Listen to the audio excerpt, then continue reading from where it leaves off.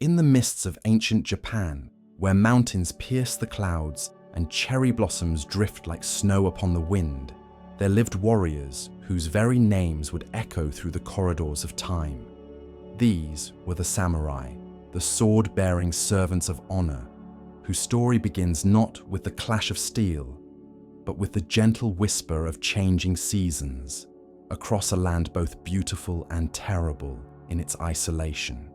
Long before the first katana was forged, before the first oath of loyalty was sworn beneath the moonlit branches of sacred trees, Japan was a realm of mystery and magic, where spirits dwelt in every stone and stream. The earliest inhabitants of these islands knew nothing of the warrior code that would one day define a nation, yet they carried within their hearts the seeds of something profound, a reverence for duty, for the natural world, and for the delicate balance between life and death that would come to shape the very soul of the samurai. As you settle deeper into comfort, let your mind drift back to those primordial days when the Japanese archipelago was still finding its identity, emerging from the shadows of Chinese influence like a lotus blooming in still water.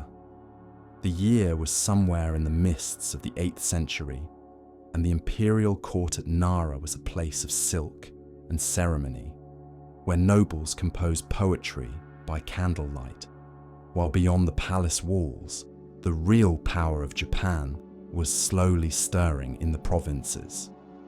The Heian period, which began in 794 with the establishment of the new capital at Kyoto, marked the true beginning of the samurai's ascendancy, though they did not yet know they were destined for greatness. In those early days, they were simply called bushi, the warrior class, men who served the great landowners and defended the expanding frontiers of a nation slowly pushing its boundaries into the wild northern territories, where the Ainu people made their last stands against the southward flow of Japanese civilization. Picture, if you will, the gentle slopes of Mount Fuji in the distance, its snow-capped peak catching the first light of dawn as a young warrior kneels in meditation beside a mountain stream. His name is lost to history, but his spirit lives on in every samurai who would follow. He wears simple armor of lacquered leather and iron plates, his hair bound in the topknot that would become the symbol of his class. In his hands rests a sword, not yet the masterwork of folded steel that would become legend, but an honest blade forged with reverence and purpose. The rise of the samurai was not a sudden revolution, but a gradual awakening, like the slow brightening of the sky before sunrise. As the Heian court grew increasingly refined and removed from the practical concerns of governance, real power began to flow to those who could command men and defend land. The great families, the Taira, the Minamoto, the Fujiwara, began to arm themselves not merely for protection, but for dominance. And with this shift came the emergence of a warrior ethos that would define Japan for nearly 1,000 years. In the quiet moments between battles, when the mist rose from rice paddies at dawn, and the only sound was the gentle lapping of water against wooden boats, these early samurai began to develop the philosophical foundations of their way of life. Buddhism, which had arrived from China centuries earlier, merged with the native Shinto beliefs to create a unique spiritual framework that embraced both the impermanence of existence and the eternal nature of honor. Death was not feared, but accepted as a natural transition, while life was to be lived with absolute dedication to one's lord and one's principles. The Minamoto clan, whose destiny would intertwine with the very founding of the samurai state, traced their lineage back to Emperor Seiwa. But it was not imperial blood that made them great. It was their mastery of the warrior's art and their ability to inspire absolute loyalty in their followers. Minamoto no Yoritomo, born in the year 1147, would become the architect of the first shogunate.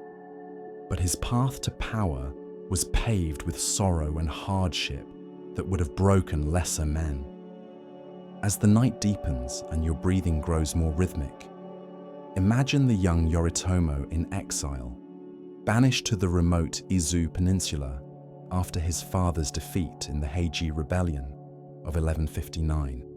For 20 years he lived in obscurity, watching the seasons change over the same mountains, learning patience and planning while the Taira clan ruled supreme in Kyoto. The cherry blossoms bloomed and fell again, marking the passage of time like the gentle rhythm of your own heartbeat as you sink deeper into rest. The Gempei War, which erupted in 1880 and would rage for 5 terrible years, was more than a conflict between two great clans. It was the birth cry of a new Japan, a nation that would be ruled not by courtiers and poets, but by warriors who lived and died by the sword. The war began when Prince Mochihito, frustrated by Taira dominance, issued a call to arms that reached Yoritomo in his eastern exile, like the first wind of spring after a long winter. Picture the scene as runners carried messages through mountain passes and along coastal roads, their footsteps echoing in the pre-dawn darkness as they brought word of rebellion to scattered Minamoto supporters. In temples and farmhouses, in mountain fortresses and seaside villages, men who had waited decades for this moment began to polish their weapons and prepare their hearts for war. The very air seemed to tremble with anticipation, like the moment before thunder rolls across a summer sky. Yoritomo's first battle was not one with sword or spear, but with words and wisdom, as he carefully built alliances with the eastern warrior clans who had grown weary of Taira arrogance. His base at Kamakura, a fishing village surrounded by hills and facing the sea, would become the heart of a new kind of government, one that ruled through military might rather than court ceremony. Here, in this humble setting, the foundations of the shogunate were laid stone by stone, decision by decision, as autumn leaves fell silently around the planning councils where Japan's future was decided. The Taira, led by the proud and aging Kiyomori, initially dismissed this eastern uprising as the buzzing of flies, easily swatted away. But as the rebellion spread and more warriors flocked to the Minamoto banner, they began to realize that they faced not mere bandits, but the awakening of an entire class that had been too long suppressed. The ancient ways of court politics and ceremonial appointments would not suffice against men who had learned their trade in the harsh school of frontier warfare. As you drift deeper into slumber, let your mind follow the moonlight as it traces the path of armies moving through the Japanese countryside. The Minamoto forces, disciplined and motivated, began their methodical conquest of the eastern provinces, while Taira armies rushed from their comfortable bases in the west to meet this unexpected threat. Between them lay 1,000 miles of mountain paths and river crossings, of villages that would be reduced to ash and fields that would be watered with blood before the war was done. The genius of Yoritomo lay not in his personal prowess as a warrior, though he was certainly competent with sword and bow, but in his understanding of loyalty and organization.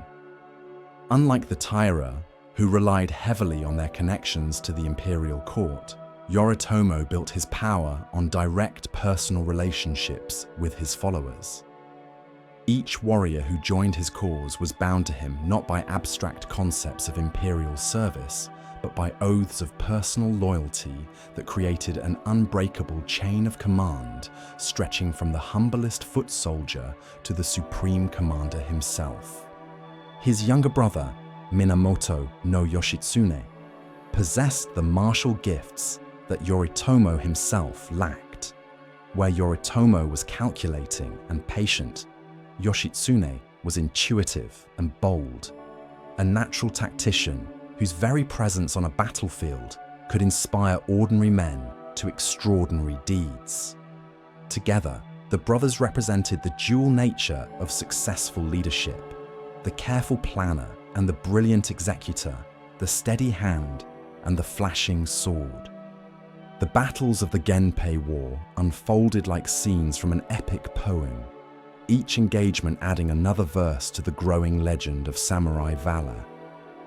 At Ishibashiyama, Yoritomo suffered his first major defeat, his small force scattered by superior Taira numbers in a night attack that sent him fleeing into the mountains with only a handful of loyal retainers. But defeat, as he would learn, could be as instructive as victory, teaching lessons in humility and perseverance that would serve him well in the trials to come.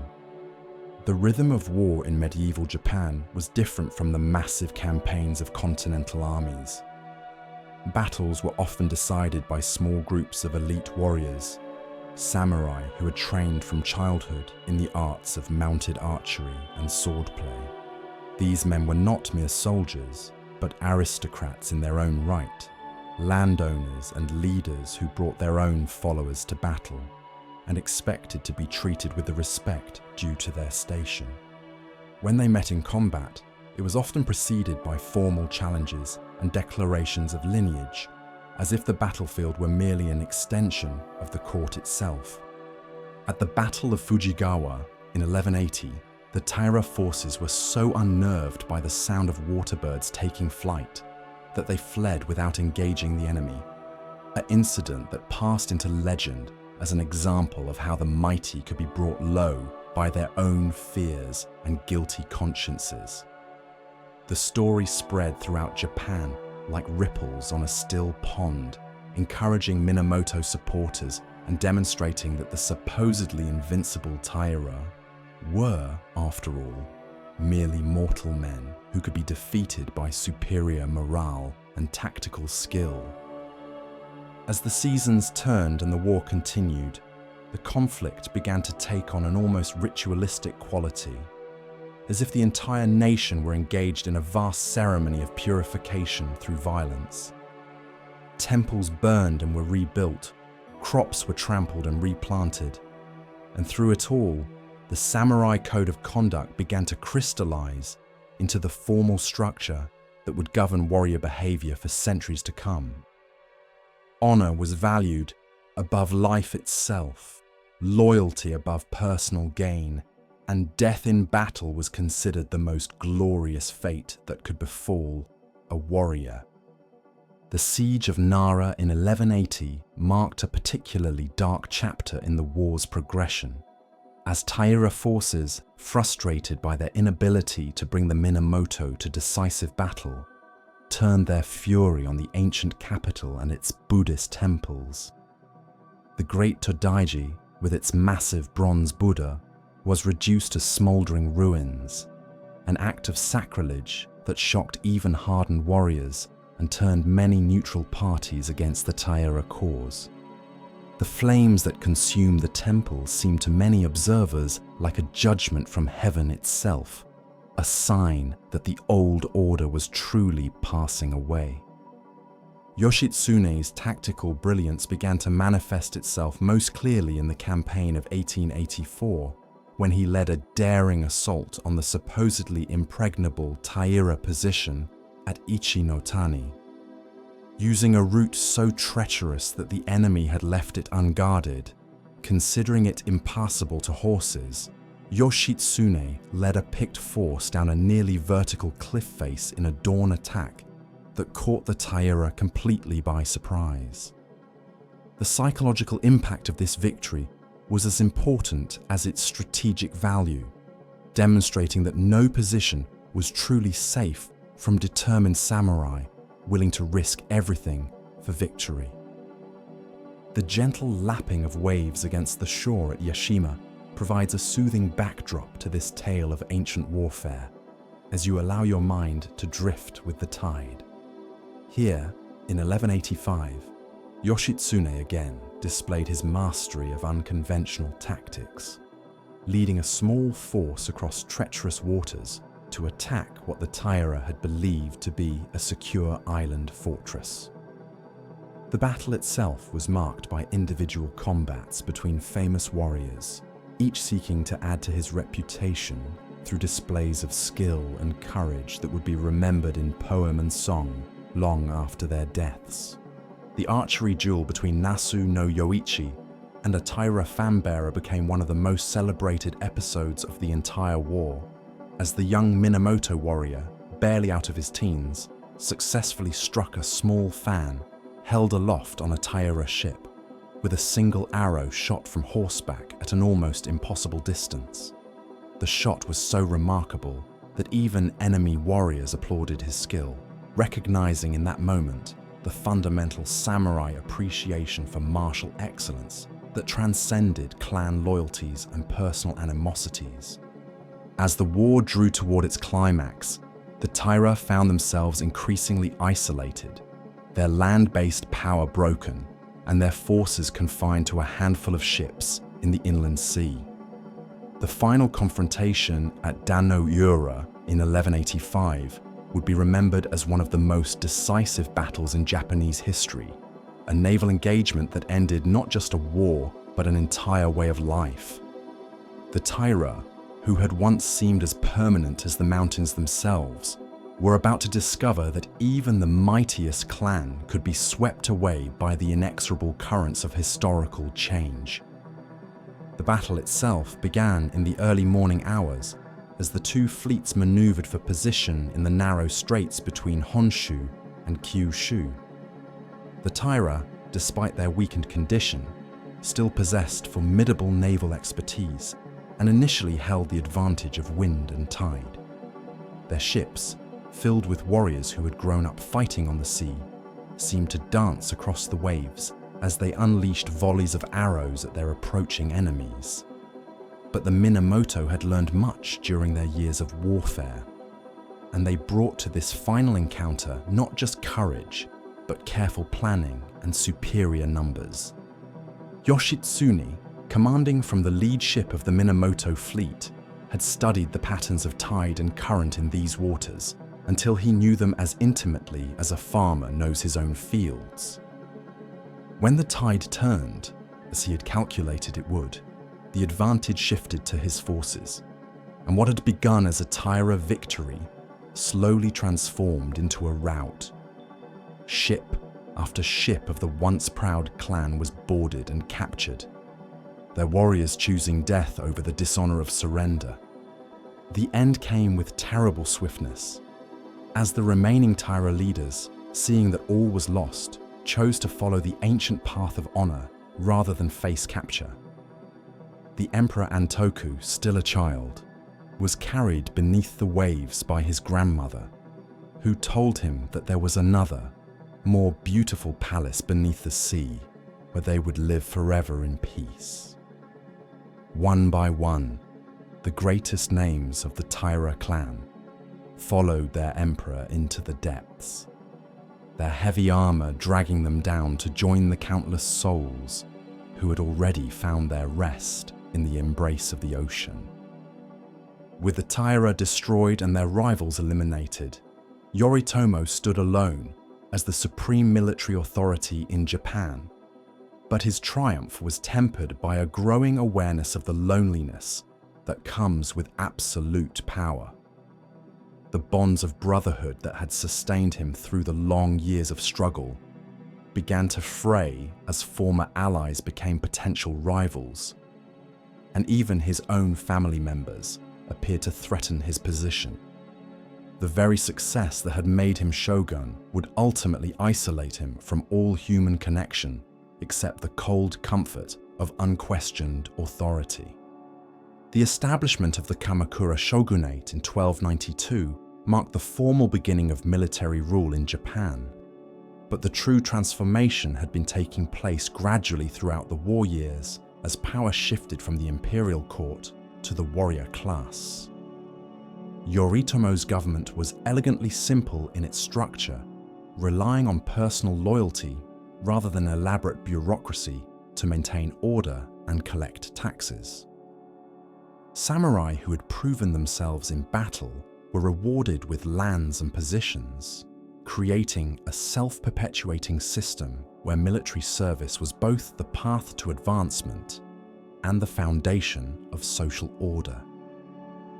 The relationship between the emperor and the shogun was carefully defined to preserve the fiction of imperial supremacy while acknowledging the reality of military power. The emperor remained the spiritual and ceremonial head of the nation, descended from the sun goddess Amaterasu and possessing divine legitimacy that no mere warrior could claim. But practical authority, the power to make laws, collect taxes, and command armies, rested with the shogun, who ruled in the emperor's name while keeping him safely isolated in Kyoto, far from the real centers of power. As you sink deeper into peaceful rest, imagine the quiet halls of the new shogunal palace in Kamakura, where the sound of silk rustling against tatami mats mingles with the distant murmur of the sea.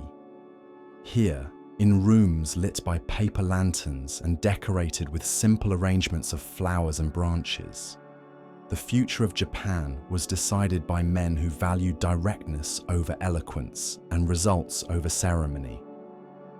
The elaborate court rituals of Kyoto seemed like distant dreams in this practical world, where a warrior's worth was measured by his loyalty and effectiveness, rather than his skill at composing poetry or his knowledge of ancient precedents. The tragic end of Yoshitsune cast a shadow over Yoritomo's victory that would never entirely lift. The brilliant younger brother who had won the war found himself viewed with suspicion by the older brother who now ruled the peace, and the inevitable confrontation between them ended with Yoshitsune's death by suicide in 1289, cornered in a northern stronghold by forces sent to capture him. The hero of Ichi no Tani and Dan no Ura died like a hunted animal, betrayed by a trusted ally and abandoned by a brother who saw in his very existence a threat to the stability of the new order. The death of Yoshitsune became one of the great tragic themes of Japanese literature and theatre, a story told and retold through the centuries as an example of the cruel demands that power places on even the most honourable men. In some versions of the tale, Yoshitsune escapes to Mongolia and becomes the great Khan Genghis, living on in exile to found an even greater empire than the one that rejected him. But the historical reality was simpler and sadder. A man of extraordinary gifts, destroyed by the very success that made him dangerous to those who claimed to love him. Yoritomo himself would not long survive his brother, dying in 1199 after a fall from his horse that many attributed to the vengeful spirit of Yoshitsune. His death plunged the still young shogunate into crisis, as his successors proved incapable of maintaining the delicate balance of personal loyalty and institutional authority that had made his rule possible. The Minamoto line would end with his grandson, and power would shift to the Hojo clan, who ruled as regents for a series of puppet shoguns, while the real Minamoto bloodline faded into memory. The Hojo regency, which lasted from 1203 to 1333, represented a different model of samurai governance, one based more on administrative competence than on the charismatic leadership that had characterized Yoritomo's rule. The Hojo were skilled managers, rather than inspiring warriors, men who understood that governing a nation required different talents than conquering one. Under their guidance, the samurai class became more institutionalized, with formal codes of conduct and established procedures for everything from land disputes to military service. It was during the Hojo period that the first attempts were made to codify the unwritten laws and customs that governed samurai behavior. The Goshibai Shikimoku, promulgated in 1232, represented the first systematic attempt to create a legal framework for warrior society. establishing principles of justice and procedure that would influence Japanese law for centuries to come. These laws were notably practical and straightforward, reflecting the samurai preference for clear rules over complex philosophical arguments.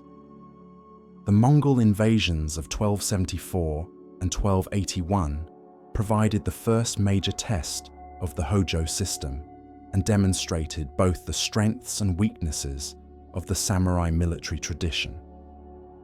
When Kublai Khan's massive fleets appeared off the coast of Kyushu, the Japanese defenders found themselves facing an enemy unlike any they had ever encountered. Disciplined formations of infantry, armed with explosives and siege engines, tactics that rendered traditional samurai combat methods obsolete almost overnight. The first invasion was repelled after a single day of fighting, but not before the samurai had learned some hard lessons about the changing nature of warfare. Individual combat between elite warriors, the foundation of their military tradition, proved useless against massed formations of professional soldiers who cared nothing for personal honor or single combat. The thunder of Mongol catapults and the acrid smoke of gunpowder weapons announced the arrival of a new age in which technological superiority would matter more than personal courage. The 7-year interval between the first and second invasions was filled with frantic preparations as the Japanese attempted to adapt their military system to meet this unprecedented threat. Coastal fortifications were built, new weapons were developed, and the samurai began to experiment with mass tactics that emphasize coordination over individual prowess. The warrior code itself began to evolve, incorporating concepts of collective responsibility and tactical flexibility, while maintaining its core emphasis on loyalty and honor. When the second, much larger Mongol invasion arrived in 1281, the Japanese were better prepared, but they were also fortunate beyond measure. The famous kamikaze, or divine wind, that scattered and destroyed the Mongol fleet was seen by contemporaries as proof of Japan's special protection by the gods. But it also masked the fact that the samurai military system would need fundamental reforms to survive in a world of changing military technology. The financial strain of preparing for and repelling the invasions placed enormous pressure on the Hojo government, which found itself unable to reward the warriors who had fought so bravely to defend the homeland. Unlike previous wars, which had been civil conflicts where victory brought land and booty, the Mongol invasions were purely defensive campaigns that cost money without providing any opportunity for profit. The resulting discontent among the samurai class would eventually contribute to the fall of the Hojo Regency and the rise of new leadership that promised better rewards for military service.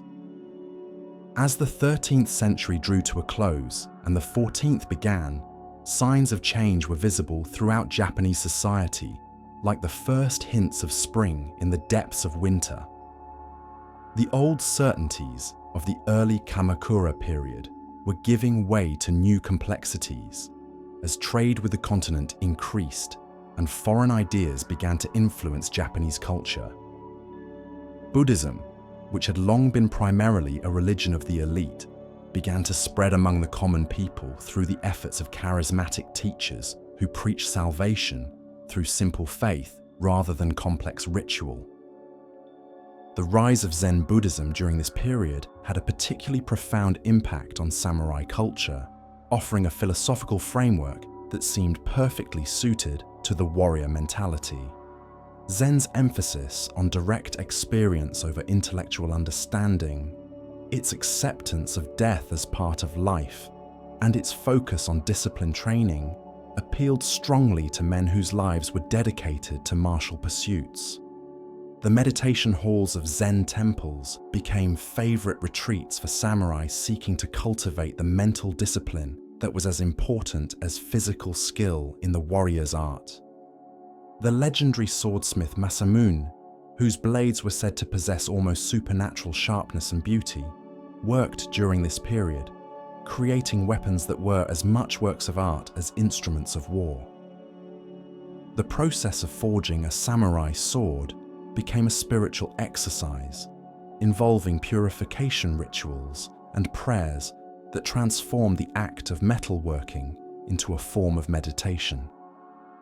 Each blade was believed to possess a soul of its own, and the greatest swordsmiths were revered as artists whose creations could inspire both terror and awe in those who beheld them. The creation of a samurai sword was never merely a matter of metalwork, but rather a sacred ritual that transformed raw iron into something approaching the divine. In the hidden workshops scattered throughout the mountain valleys of Japan, master swordsmiths labored in conditions that bordered on the monastic, their forges becoming temples where the elements of earth, fire, water, and air converged in perfect harmony. As you settle deeper into peaceful rest, imagine the soft glow of charcoal fires reflected on the weathered faces of these artisans, men who understood that they were not simply making weapons, but giving birth to souls of steel. The process began long before the first hammer blow, with the careful selection of materials that would determine the blade's character. The Tamahagane steel, smelted from iron-bearing sand in clay furnaces that burned for 3 days and nights without pause, emerged from the fire like a rough gemstone waiting to reveal its hidden brilliance. The mastersmith would examine each piece with eyes trained by decades of experience, reading in the metal's color and texture the story of its birth and the promise of its future. Some fragments would be set aside for the sword's hard edge, others for the softer spine, each piece chosen for qualities that could only be perceived by touch and intuition, developed through years of patient apprenticeship. The ritual purification that preceded each forging session reflected the sacred nature of the work ahead. The smith would bathe in cold mountain water, don white robes, and burn incense to purify both the workspace and his own spirit. The forge itself became a shrine, decorated with rice straw ropes and paper streamers that marked it as holy ground, where the ordinary laws of the material world gave way to deeper mysteries. Here, in this consecrated space, the transformation would begin that would turn mere metal into an object capable of channeling the warrior's will and spirit. The folding and refolding of the steel, sometimes repeated dozens of times, created the distinctive grain patterns that made each blade unique, while ensuring that hard and soft metals were perfectly integrated. This process required not just technical skill, but a form of meditation in action, as the smith learned to read the metal's response to heat and hammer, adjusting his technique to work with rather than against the material's natural tendencies. The rhythmic hammering that echoed through the mountain valleys became a form of prayer, each blow offered with the same devotion that monks brought to their chanting, or samurai to their sword practice. As the night continues its gentle progression, picture the master's hands moving with practiced grace as he shapes the blade's curve, the gentle arc that would give the finished sword its perfect balance between cutting power and structural strength. This curve, known as the sori, could not be forced, but had to emerge naturally from the differential cooling process that created different stresses within the steel. Like the growth of a tree or the formation of a river valley, the sword's final shape represented the outcome of natural forces guided by human wisdom and skill. The creation of the hamon, the temper line that separated the hard edge from the softer spine, required the most delicate touch of all. The smith would cover the blade with a carefully prepared clay mixture, leaving the edge exposed while protecting the rest of the steel. When the blade was heated and quenched in water, the exposed edge would cool rapidly and become glass hard, while the protected portions would cool more slowly and remain flexible. The boundary between these regions created the hamon, a crystalline structure that caught and reflected light in patterns of extraordinary beauty. Each smith developed his own clay recipes and quenching techniques, creating distinctive hamon patterns that became his signature and marked his work for future generations. The quenching itself was the most critical and dangerous moment in the entire process, when months of careful work could be ruined by a moment's inattention or miscalculation. The blade, glowing like a piece of captured sunset, would be plunged into water or oil at precisely the right temperature, creating clouds of steam that momentarily obscured the smith's vision. In that instant of transformation, when fire met water and steel took on its final character, the success or failure of the entire enterprise was determined. Masters spoke of hearing the blade sing as it cooled, a high, clear note that indicated the perfect marriage of hardness and flexibility that characterized the finest weapons. The tempering that followed was a gentler process, as the blade was carefully reheated to reduce its brittleness while preserving its hardness. This delicate balance between opposing qualities, strength and flexibility, sharpness and durability, reflected the same principles that governed the samurai's spiritual development. Like the warrior who sought to be both compassionate and decisive, gentle and fierce, the perfect blade embodied contradictions that were resolved through patient refinement and deep understanding. The polishing of the finished blade, which could take weeks of painstaking work, was considered as important as the forging itself. Using stones of progressively finer grades, the polisher would gradually reveal the blade's inner structure, bringing forth the grain patterns and hamon line that had been created during forging.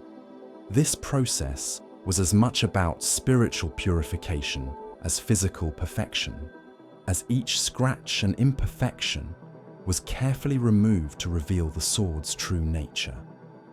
The final stages of polishing required stones so fine that the work progressed almost imperceptibly, like the slow cultivation of wisdom that characterized the master's path in any discipline.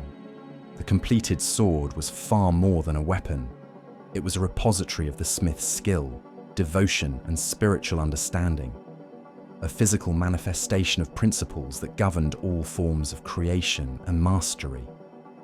The blade's edge, sharp enough to cut silk scarves dropped across it, represented the focused intention that could cut through confusion and doubt. The flexible spine embodied the resilience needed to bend without breaking under pressure. The perfect balance spoke of the harmony between opposing forces that characterized all true mastery. When a samurai received his sword, he understood that he was not merely acquiring a tool, but accepting a responsibility to prove worthy of the smith's gift. The relationship between warrior and weapon was considered sacred, a partnership in which each enhanced the other's capabilities. The sword would serve faithfully if treated with respect and understanding, but it would also judge its bearer, reflecting in its performance the depth of his commitment to the warrior's path. In the quiet moments before battle, when the samurai drew his blade and felt its perfect balance in his hands, he was connecting not just with his own courage and skill, but with the generations of masters whose knowledge and devotion had made such perfection possible.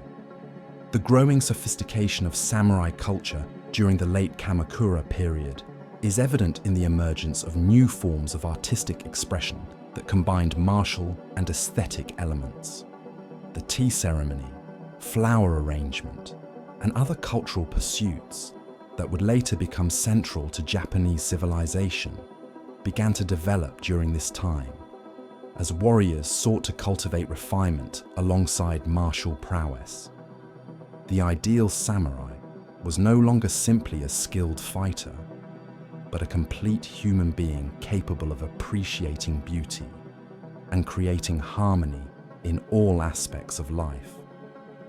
Emperor Go-Daigo's attempt to restore direct imperial rule in the 1330s provided the catalyst for another period of warfare and transformation, as competing visions of legitimate government tore the country apart once again.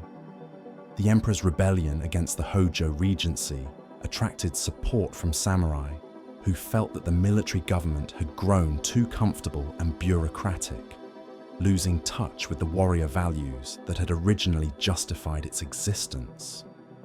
But Go-Daigo's own vision of restored imperial power seemed equally out of touch with the realities of a society that had been shaped by centuries of military rule.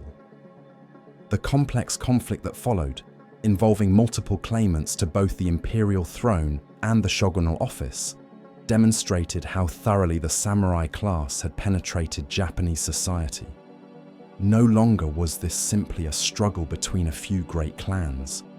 Instead, warrior families throughout the country were forced to choose sides in a conflict that would determine not just who ruled, but what kind of country Japan would become. The stakes were higher than they had been, even during the Gempei War, because now the very legitimacy of military government itself was in question. Ashikaga Takauji emerged from this chaos as the founder of a new shogunal line, but his victory came at enormous cost to the unity and stability of the nation. The Ashikaga Shogunate, established in 1338, would rule for more than 2 centuries, but it would never achieve the centralized authority that had characterized the Hojo period. Instead, Japan entered an era of decentralized feudalism in which real power rested with provincial lords who paid lip service to central authority while governing their domains as independent kingdoms.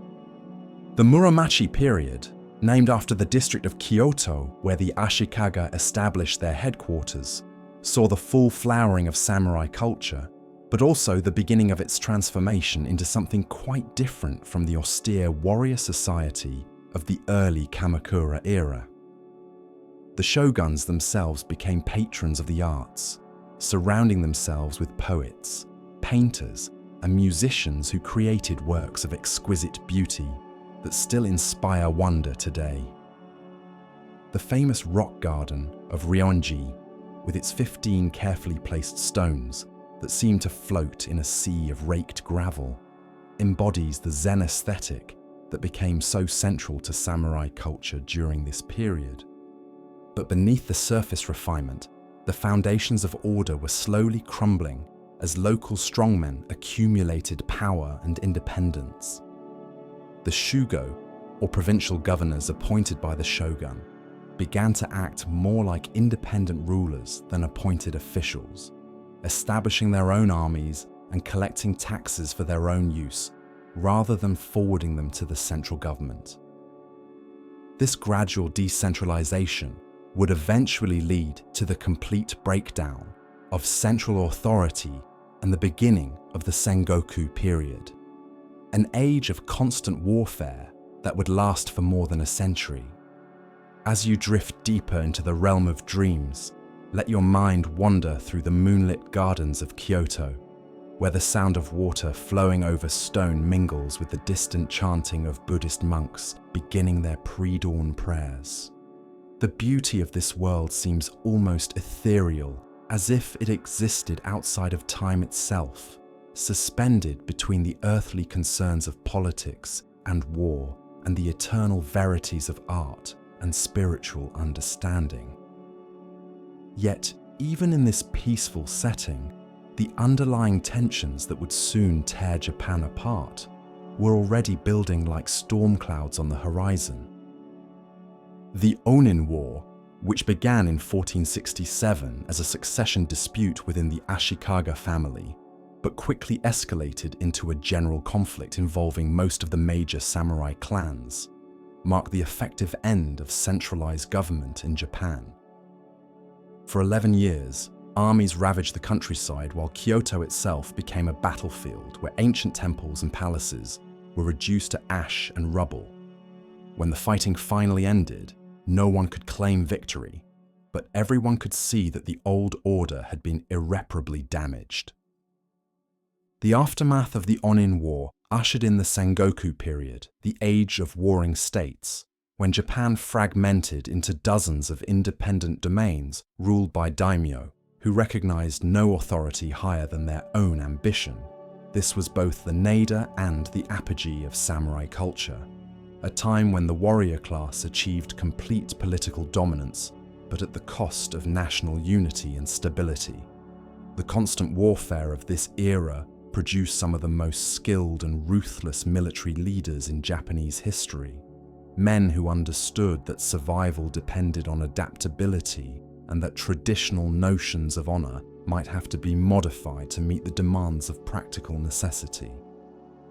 The introduction of firearms by Portuguese merchants in 1543 revolutionized Japanese warfare just as it was entering its most intense phase. The arquebus, or matchlock musket, was quickly adopted and improved by Japanese craftsmen who recognized its potential to change the balance of power on the battlefield. Suddenly, a peasant with a few weeks of training could kill a samurai who had spent his entire life perfecting the arts of war, a development that threatened the very foundations of the warrior class's social dominance. Oda Nobunaga, perhaps the most revolutionary figure in Japanese history, embraced these new technologies with an enthusiasm that scandalized traditional samurai. Born in 1534 to a minor branch of an obscure clan, Nobunaga possessed the vision to see that Japan was entering a new age, in which success would go to those who could adapt most quickly to changing circumstances. His armies, organized along professional lines and equipped with the latest weapons, swept aside traditional forces that still relied on individual prowess and ancestral tactics. Nobunaga's campaigns were marked by a ruthlessness that shocked even his contemporaries, as he systematically destroyed the power of Buddhist monasteries that had become military forces in their own right. The burning of the Enryakuji monastery on Mount Hiei in 1571, with the slaughter of thousands of monks, women, and children, demonstrated his willingness to use any means necessary to achieve his goals. Traditional samurai concepts of mercy and honor seemed irrelevant to a man who saw himself as the instrument of a new order that would sweep away all obstacles to national unification.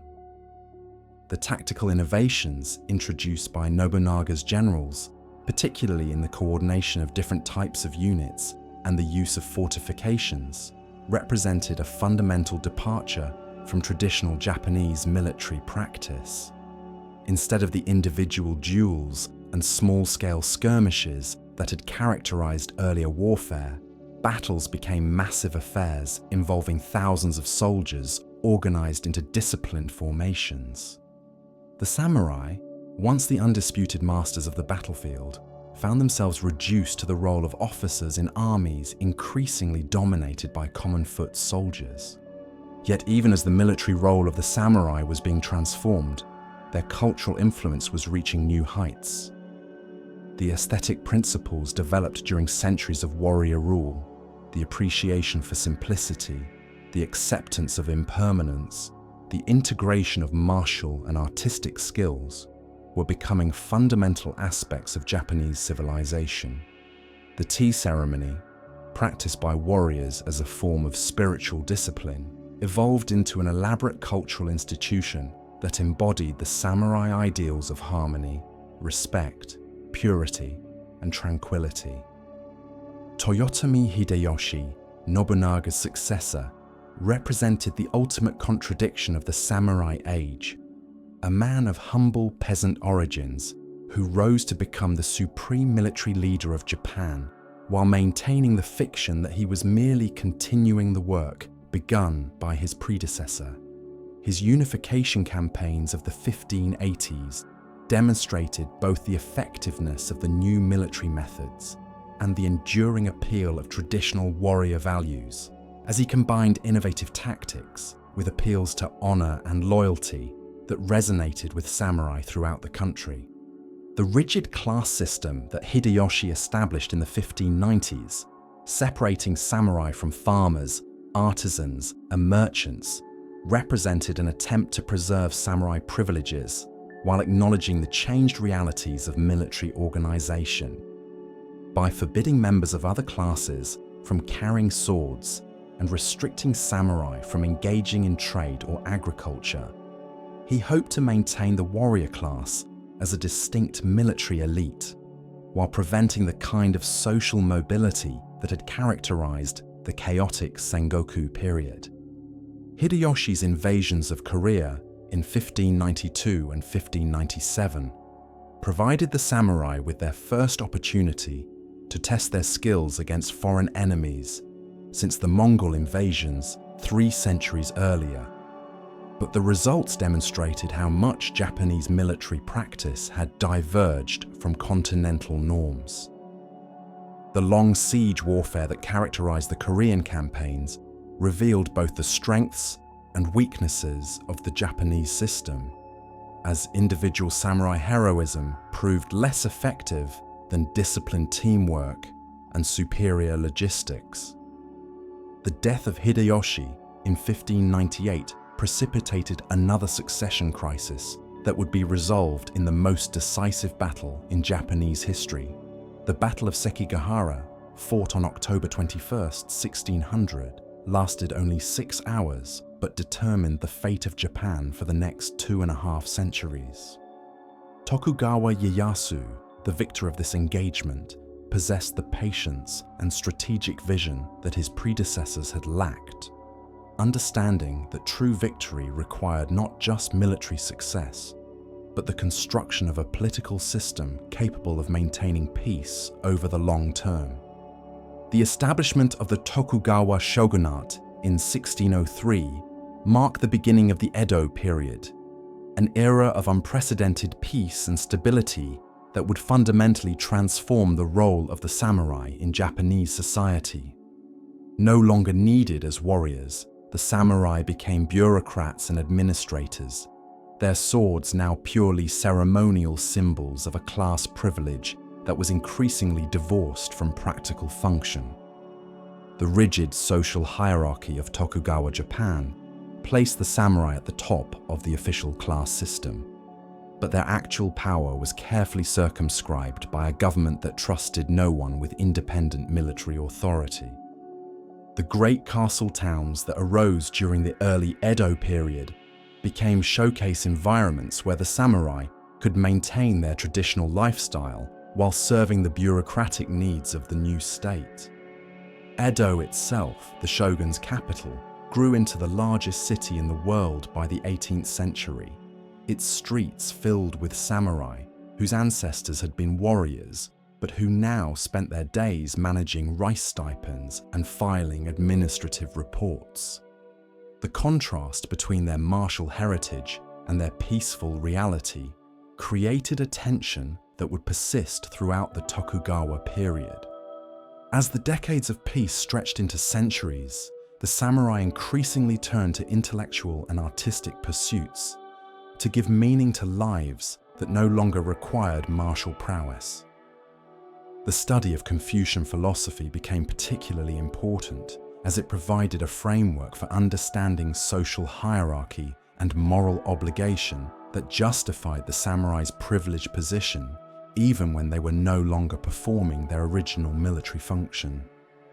Schools of swordsmanship developed elaborate theoretical systems that transformed combat techniques into forms of spiritual discipline, preserving the warrior tradition while adapting it to peaceful circumstances. The economic transformation of Japan during the Edo period gradually undermined the foundations of samurai society, as the rise of a money economy made traditional forms of wealth based on rice production increasingly inadequate. Many samurai families found themselves impoverished despite their high social status, forced to borrow money from merchants whom they officially despised, but on whom they had become financially dependent. This economic vulnerability created a sense of crisis within the warrior class that would eventually contribute to the overthrow of the Tokugawa system itself. The arrival of Commodore Perry's American fleet in 1853 shattered the isolation that had protected Japan from foreign influence for more than 2 centuries, confronting the samurai with challenges that their predecessors could never have imagined. The technological superiority of Western military forces made it clear that Japan's traditional defenses were obsolete, while the political and economic demands of the foreign powers threatened to reduce the country to colonial status. The samurai, who had been the guardians of Japanese independence for nearly 1,000 years, suddenly found themselves facing the possibility that their country might lose the very sovereignty they had sworn to protect. The crisis of the 1850s and 1860s revitalized the samurai class, giving them a sense of purpose that had been lacking during the peaceful centuries of Tokugawa rule. Young warriors from domains throughout Japan began to study Western technology and military methods, while simultaneously embracing a form of nationalism that glorified Japan's unique cultural heritage. This combination of practical modernization and spiritual traditionalism would characterize Japanese development for the next century and beyond. The restoration of imperial rule in 1868, achieved through a coalition of samurai from the southwestern domains, represented both the triumph and the beginning of the end of samurai political power. The young Emperor Meiji, whose reign name meant enlightened rule, became the symbol of a new Japan that would adopt Western technology while preserving Japanese values. But the practical implementation of this vision required the dismantling of the very feudal system that had given the samurai their reason for existence. The abolition of the Han system in 1871, which eliminated the traditional domains and replaced them with modern prefectures, struck at the heart of samurai identity by severing the personal bonds of loyalty that had defined their social role for centuries. No longer were they retainers of individual daimyō, bound by oaths of personal service. Instead, they became subjects of an abstract modern state that valued their administrative skills more than their warrior heritage.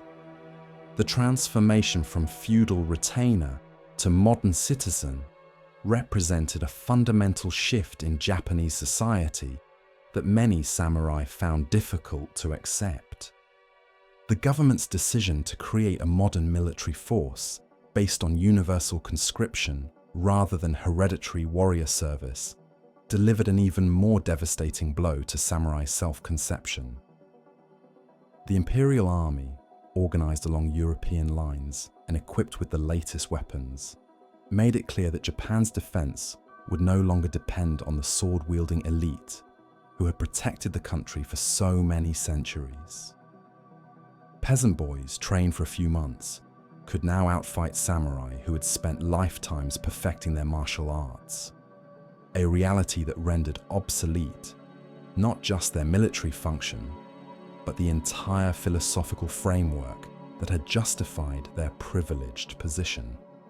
As you rest more deeply, let your mind drift with the cherry blossoms falling like snow across the courtyards of abandoned castles, where the ghosts of ancient warriors seem to whisper their farewells to a world that no longer has need of their services. The Meiji government, staffed largely by former samurai who understood both the necessity of change and the pain it would cause their class, attempted to ease the transition by offering pensions and new career opportunities to those willing to abandon their swords and embrace modern professions. The commutation of samurai stipends in 1876, replacing traditional rice payments with government bonds, represented the final severing of the economic ties that had bound the warrior class to the old system. Many samurai invested their compensation poorly or fell victim to unscrupulous speculators, finding themselves not only stripped of their traditional role, but also impoverished in the bargain. The sight of former warriors working as rickshaw pullers or street vendors became a common symbol of the social upheaval that accompanied Japan's rapid modernization. Yet not all samurai accepted this transformation passively, and the last decades of the 19th century witnessed several attempts to restore the old order through armed rebellion. The most significant of these uprisings, led by Saigo Takamori in 1877, brought together thousands of disaffected samurai in a final desperate attempt to turn back the tide of modernization. The Satsuma Rebellion, as it came to be known, pitted traditional samurai armed with swords and spears against the modern imperial army equipped with rifles and artillery. A conflict whose outcome was never really in doubt, but whose symbolic importance resonated far beyond its military significance. Saigo himself, one of the key figures in the Meiji Restoration, embodied the tragic contradictions of the samurai in the modern age. A man who had helped to create the new Japan, but who could not find a place for himself within it, he became the leader of a hopeless cause that he knew was doomed from the beginning. His death at the Battle of Shiroyama, sword in hand as artillery shells rained down around him, marked the end of the samurai as a military force, but also transformed him into a romantic symbol of traditional Japanese values that would inspire future generations. The psychological impact of the samurai's disappearance as a distinct social class was profound and lasting, creating a sense of cultural loss that would influence Japanese development well into the 20th century. The Bushidō, or way of the warrior, evolved from a practical code of conduct into an idealized philosophy that emphasized loyalty, courage, and self-sacrifice as fundamental Japanese virtues. Writers, educators, and politicians drew on samurai traditions to create a form of nationalism that could motivate modern citizens to serve the state with the same dedication that medieval warriors had shown to their feudal lords. The Russo-Japanese War of 1904 to 1905 provided the first major test of Japan's modernized military forces and demonstrated how effectively samurai values could be adapted to contemporary warfare. Japanese soldiers, many of them the sons and grandsons of samurai, displayed a willingness to die for their emperor that astonished foreign observers and contributed significantly to Japan's unexpected victory over a major European power. The spirit of the samurai lived on in the disciplined courage of men who fought with modern weapons but ancient hearts. As the night deepens and your breathing becomes more rhythmic, imagine the quiet moment before dawn when the last samurai drew his sword for the final time, knowing that he was not just fighting for his own life, but for an entire way of being that was passing from the world like morning mist. The blade that caught the first light of the rising sun had been forged by craftsmen who understood that they were creating not just weapons, but repositories of the human spirit, objects that would carry forward the essence of their creators long after the battles were over and the warriors themselves had become memory. The transformation of Japan during the Meiji period required not just the adoption of Western technology, but the creation of a new national identity that could incorporate both traditional values and modern capabilities. The samurai, even as they disappeared as a social class, provided the emotional and philosophical foundation for this new identity, their code of honor becoming the moral framework for a nation that aspired to take its place among the world's great powers while maintaining its cultural distinctiveness. The emergence of modern Japanese literature during this period reflected the complex process of cultural adaptation and transformation that characterized the entire society. Writers like Moriogai and Natsume Soseki, many of them from samurai families, explored the psychological tensions created by the collision between traditional and modern values, creating works of art that gave voice to the confusion and alienation experienced by individuals caught between two worlds. Their novels and stories preserved the emotional reality of the samurai experience, even as the social structures that had created it were dismantled.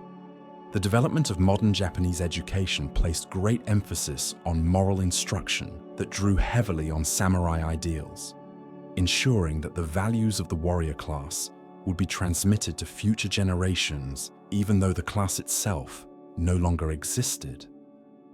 The Imperial Rescript on Education, promulgated in 1890, called on students to cultivate loyalty, filial piety, and self-sacrifice, virtues that had been central to samurai identity for centuries. In this way, the spirit of the warrior class was democratized, becoming part of the common heritage of all Japanese rather than the exclusive possession of a hereditary elite. The rapid industrialization of Japan during the late 19th and early 20th centuries created new forms of social organization that incorporated many features of traditional samurai society, particularly the emphasis on group loyalty and hierarchical relationships. The great industrial combines known as zaibatsu operated like modernized versions of feudal domains, with employees expected to show the same kind of lifelong dedication to their companies that samurai had once displayed toward their lords. The salaryman became the modern equivalent of the warrior, serving his corporate master with disciplined devotion while maintaining the outward forms of respectability and honor. Japan's expansion into Korea, Manchuria, and eventually throughout East and Southeast Asia during the first half of the 20th century was justified in terms that drew heavily on samurai traditions, presenting Japanese imperialism as a mission to spread the virtues of loyalty, hierarchy, and spiritual discipline to less fortunate peoples. The Bushidō was invoked to explain why Japanese soldiers fought with such ferocity and why Japanese rule would benefit the conquered territories, creating a form of nationalism that combined modern geopolitical ambitions with ancient warrior ideals. The tragic culmination of this fusion between samurai values and modern warfare came during World War II, when the Japanese military drew on the warrior tradition to justify tactics and strategies that resulted in enormous casualties for both Japanese forces and their enemies.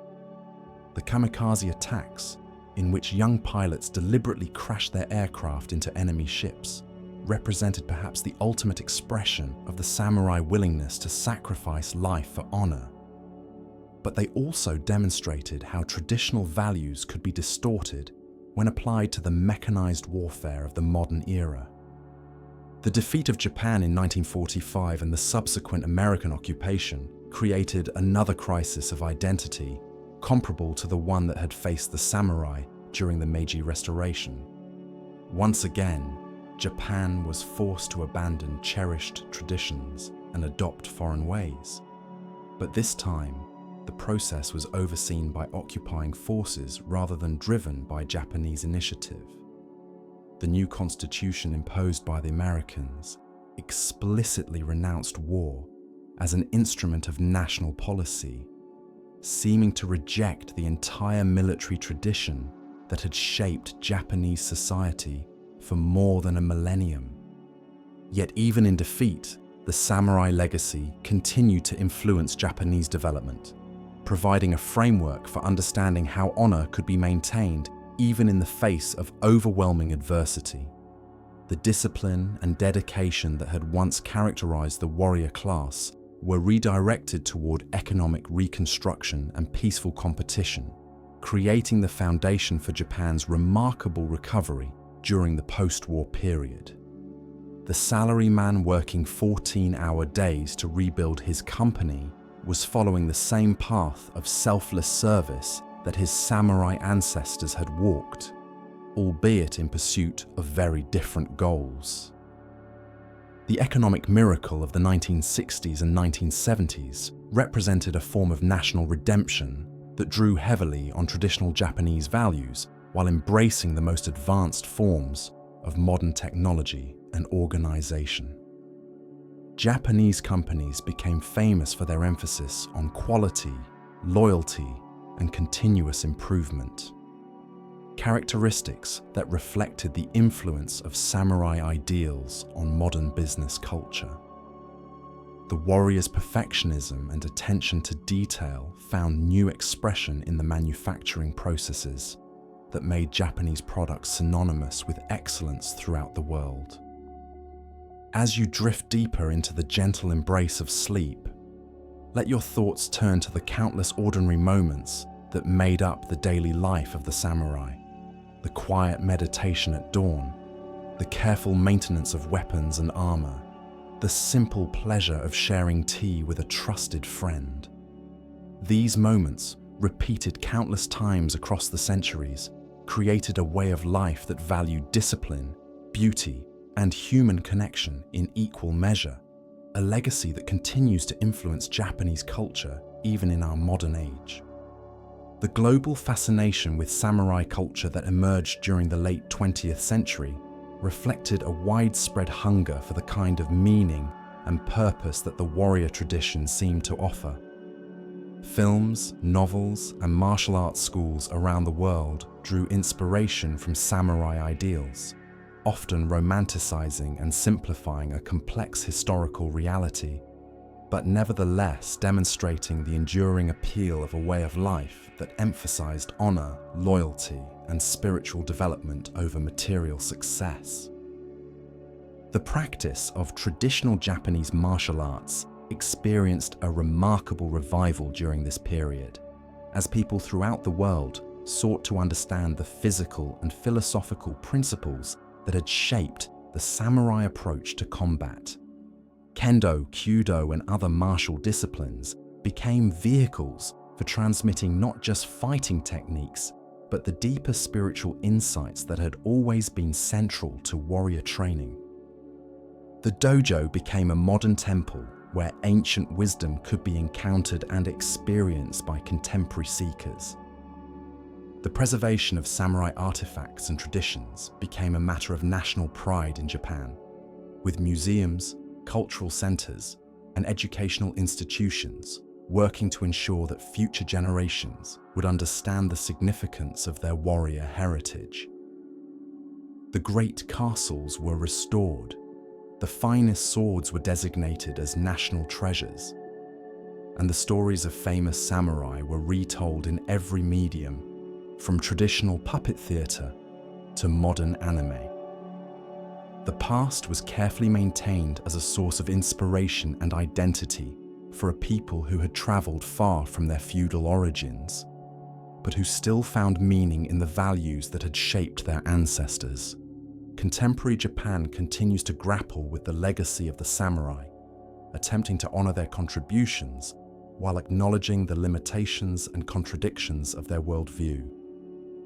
The emphasis on group harmony and hierarchical relationships that characterize samurai society remains influential in modern Japanese organizations, but it coexists with democratic ideals and individual rights that would have been foreign to the medieval warrior. The challenge of balancing tradition with innovation, loyalty with independence, and national pride with international cooperation reflects the ongoing influence of questions that the samurai themselves struggled with throughout their long history. The technological revolution of the late 20th and early 21st centuries has created new challenges and opportunities for the expression of traditional Japanese values. The same perfectionism and attention to detail that once went into forging the perfect sword now finds expression in the development of advanced electronics, precision machinery, and cutting-edge robotics. The samurai ideal of continuous self-improvement has been adapted to the demands of a knowledge-based economy, where lifelong learning and adaptability are essential for success. The globalization of the 21st century has brought Japanese culture into contact with influences from around the world, creating new forms of cultural synthesis that would have been unimaginable to the isolated samurai of the Tokugawa period. Yet even as Japan becomes increasingly integrated into global networks of commerce and communication, the fundamental values associated with the warrior tradition continue to provide a sense of cultural identity that helps to distinguish Japanese approaches to everything from business management to international diplomacy. The environmental challenges facing contemporary Japan have also been addressed through approaches that reflect traditional samurai values, particularly the emphasis on long-term thinking and the acceptance of personal sacrifice for the greater good. The response to natural disasters like the 2011 tsunami demonstrated how deeply ingrained habits of discipline, mutual support, and stoic acceptance of adversity continue to shape Japanese behavior, even in the most challenging circumstances. As you rest more deeply, your mind perhaps wandering now through landscapes where ancient and modern Japan coexist in peaceful harmony, consider how the samurai tradition represents not just a fascinating chapter in Japanese history, but a continuing source of wisdom about how human beings can live with dignity, purpose, and honor, regardless of the particular challenges they face. The warrior's path was never just about fighting.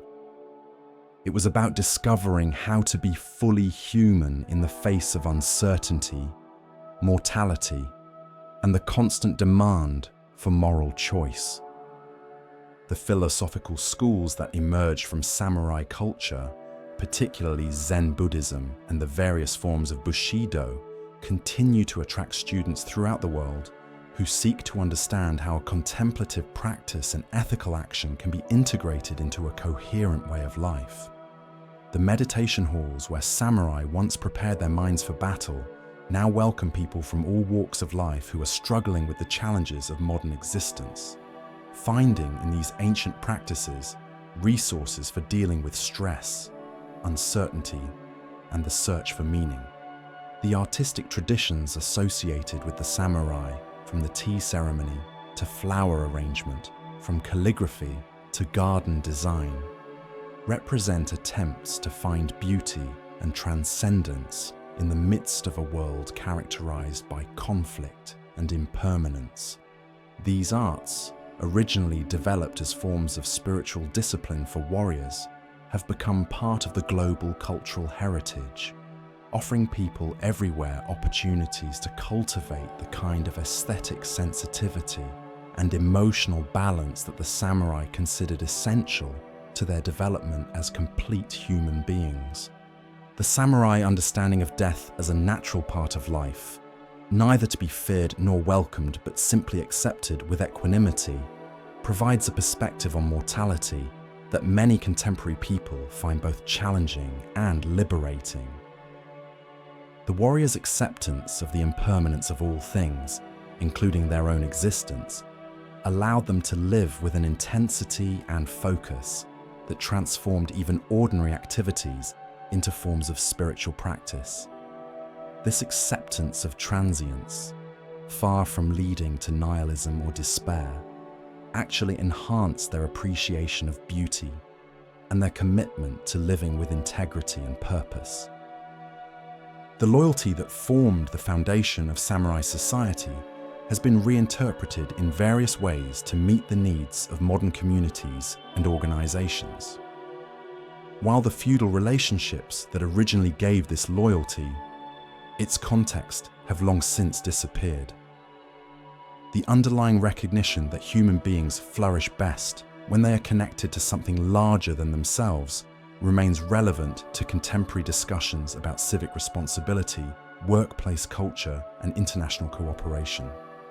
The challenge lies in finding forms of loyalty that enhance rather than diminish human dignity and freedom. The discipline that characterized samurai training has been adapted to countless modern contexts, from athletic preparation to professional development to personal growth. The warrior's understanding that mastery requires years of patient practice, constant attention to detail, and the willingness to learn from failure provides a model for excellence that transcends any particular field of endeavor. Whether applied to learning a musical instrument, developing expertise in a profession, or cultivating emotional maturity, the samurai approach to discipline continues to offer valuable insights about how human potential can be realized. The integration of physical and mental training that was central to samurai education has influenced modern approaches to health, fitness, and personal development throughout the world. The recognition that the body and mind are not separate entities, but aspects of a unified whole, led the samurai to develop training methods that cultivated both physical capability and mental clarity simultaneously. This holistic approach to human development has been adopted by athletes, performers, and other professionals who recognize that peak performance requires attention to both physical and psychological factors. The aesthetic sensibility that developed within samurai culture, with its emphasis on simplicity, natural materials, and the appreciation of imperfection, has had a profound influence on modern design, architecture, and artistic expression. The Japanese concepts of wabi-sabi and mono-no-aware, which celebrate the beauty found in transience and imperfection, offer alternatives to contemporary culture's often relentless pursuit of perfection and permanence.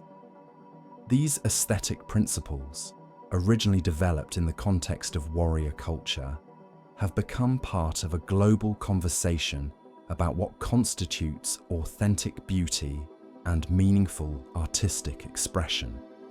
As the night continues its gentle progression toward dawn, and your breathing settles into the deep rhythms of peaceful rest, the story of the samurai reveals itself as more than just a historical narrative. It becomes a meditation on the eternal human questions of how to live with courage, how to find meaning in the face of mortality, and how to maintain dignity and honor regardless of external circumstances. The warriors who once walked the mountain paths of Japan, their swords catching the early morning light as they made their way to temples for dawn prayers, were engaged in the same fundamental search for understanding and purpose that continues to motivate human beings today. The legacy of the samurai extends far beyond the specific historical period in which they flourished, because the questions they grappled with and the insights they developed speak to universal aspects of human experience.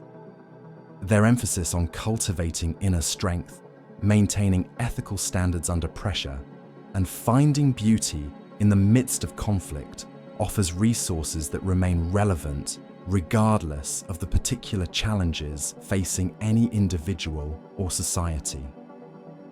The way of the warrior, properly understood, is not about violence or domination, but about discovering how to live with complete authenticity and commitment.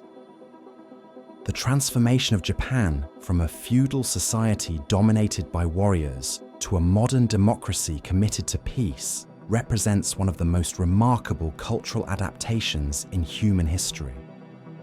The fact that this transformation was accomplished while preserving essential elements of traditional Japanese values demonstrates the resilience and adaptability of cultural traditions when they are rooted in genuine wisdom rather than mere convention. The samurai legacy survived the end of the samurai class because it addressed fundamental human needs that transcend any particular social or political arrangement. The continuing global interest in samurai culture reflects a recognition that the warrior tradition offers something that is often missing from contemporary life, a sense of transcendent purpose that can give meaning to daily activities and provide guidance during difficult times. The samurai understanding of life as a form of service, whether to a feudal lord or to higher principles of truth and justice, speaks to a deep human need to be part of something larger and more enduring than individual existence. This sense of connection to transcendent values can provide the motivation and resilience necessary to face the challenges that every human life inevitably encounters. The final saga of the samurai is not one of ending, but of transformation and continuation.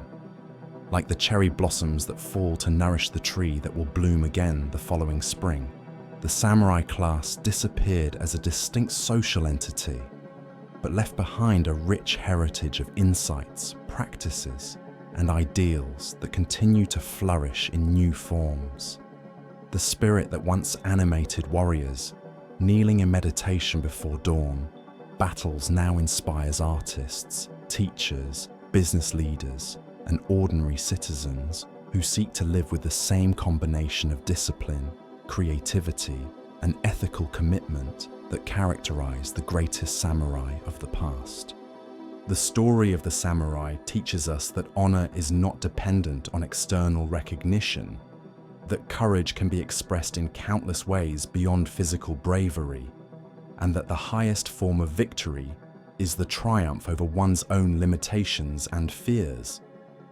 The warriors who once served feudal lords in medieval Japan discovered principles of human development and ethical action that remain as relevant today as they were centuries ago, principles that can guide anyone who seeks to live with integrity and purpose, regardless of their particular circumstances or challenges. In the gentle darkness that surrounds you now, as your mind settles into the peaceful rhythms of approaching sleep, the samurai stand as guardians not just of a vanished past, but of enduring possibilities for human flourishing. Their swords have been sheathed forever. Their battles have all been fought. But their example continues to illuminate the path for all who seek to discover what it means to live with complete dedication to the highest ideals of human existence. The way of the warrior leads ultimately not to conflict, but to peace, not to domination, but to service, not to death, but to a form of life so authentic and meaningful that it transcends the ordinary boundaries of mortality and time. As you drift deeper into sleep, the story of the samurai merges with your own dreams and aspirations, reminding you that the quest for honor, beauty, and transcendent purpose is not confined to any particular historical period or cultural tradition, but represents the eternal human journey toward understanding and fulfillment. The ancient warriors who once walked the mountain paths of Japan continue their journey now in the hearts and minds of all who are inspired by their example, carrying forward their legacy of courage, wisdom, and devotion to the endless possibility of human greatness. Yet there remain deeper currents in this eternal story, threads that weave through the fabric of human consciousness like underground rivers feeding secret springs. The samurai's relationship with nature, so fundamental to their spiritual development, offers profound insights into humanity's place within the natural world that resonate with particular urgency in our contemporary age. When the great warrior Miyamoto Musashi retreated to his cave in the mountains to write the Book of Five Rings, he was not merely recording military strategy, but exploring the fundamental principles that govern all forms of conflict and harmony, from the movement of water over stones to the circulation of blood through the human heart. The seasons that marked the rhythm of samurai life, the cherry blossoms of spring that reminded them of life's fragility, the intense heat of summer that tested their endurance, the maple leaves of autumn that spoke of impermanence, and the snow of winter that demanded inner warmth, created a calendar of spiritual instruction that transformed every moment of existence into an opportunity for deeper understanding. This intimate connection with natural cycles fostered a form of wisdom that modern humanity, increasingly separated from the natural world, desperately needs to rediscover. In the quiet hours before dawn, when mist rises from mountain lakes and the only sounds are the gentle lapping of water against ancient stones, we can almost hear the whispered conversations between master and student that shaped generations of warriors.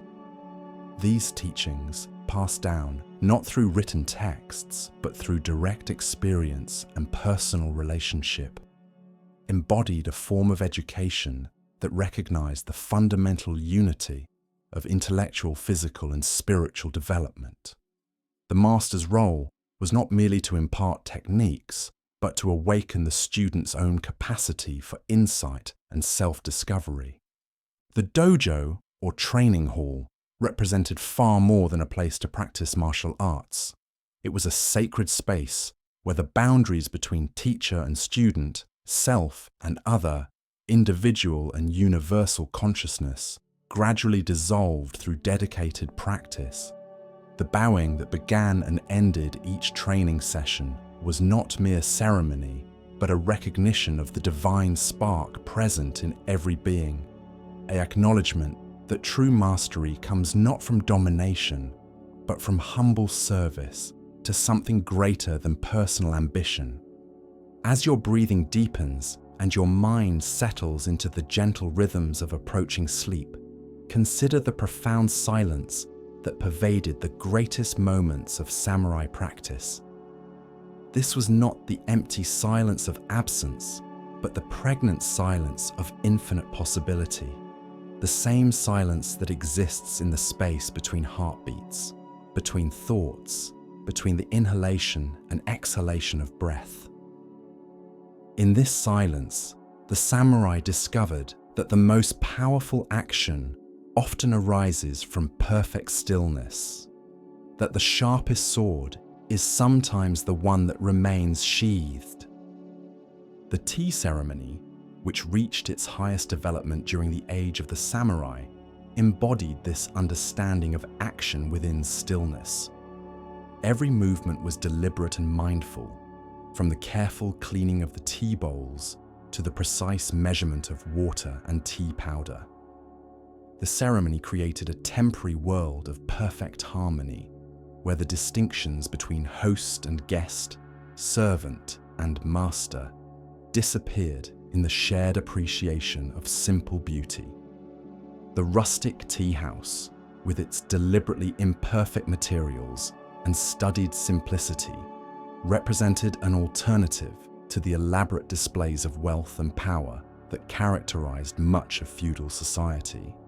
The influence of the tea ceremony extended far beyond its immediate participants, shaping an aesthetic sensibility that valued restraint over ostentation, authenticity over artifice, and the beauty found in everyday objects over the glamour of precious materials.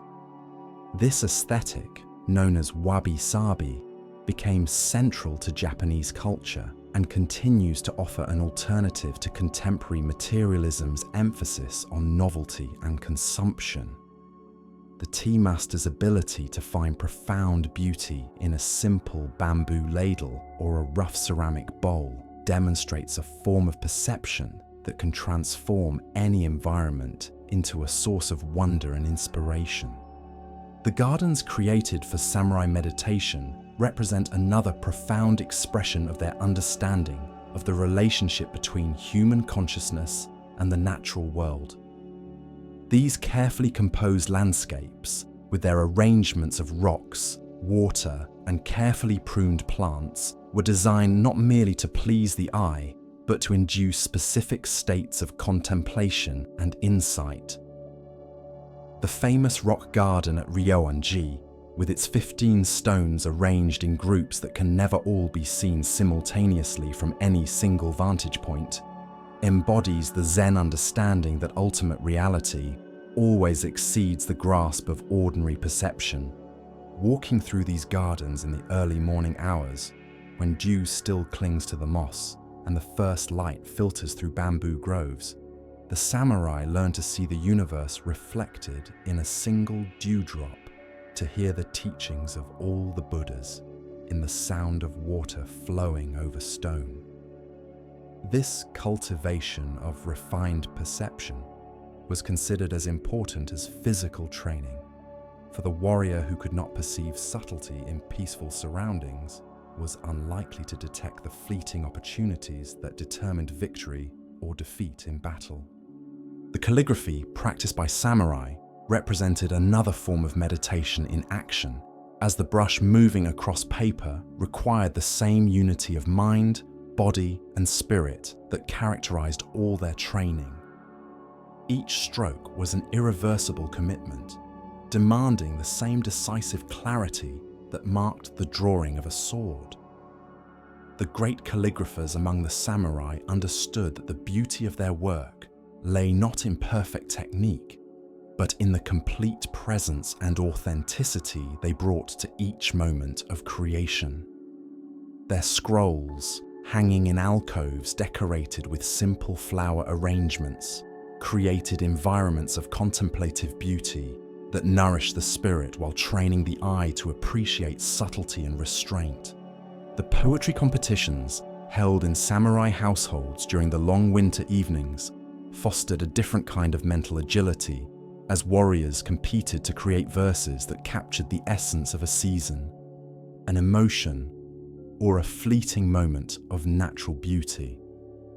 The strict formal requirements of traditional Japanese poetry, the 17 syllables of haiku, the alternating lines of tanka, demanded the same disciplined precision that characterized martial training while developing sensitivity to language, rhythm, and the ineffable qualities that distinguish mere verse from genuine poetry. As the night deepens around you and your consciousness settles into ever more peaceful states, imagine the samurai scholar sitting by candlelight, brush in hand, contemplating the blank paper before him like a general studying a battlefield. The poem he is about to write may consist of only a few words, but those words must capture something essential about the human condition, some insight that will resonate in the hearts of readers centuries hence.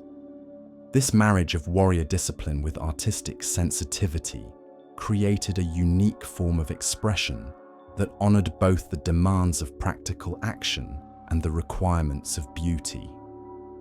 The relationship between master and student in samurai culture embodied principles of teaching and learning that modern education has largely forgotten.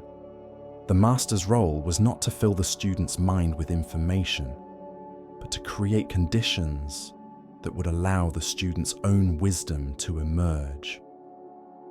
This required tremendous patience and skill, as the master had to gauge precisely when to intervene and when to remain silent, when to encourage and when to challenge, when to reveal and when to conceal.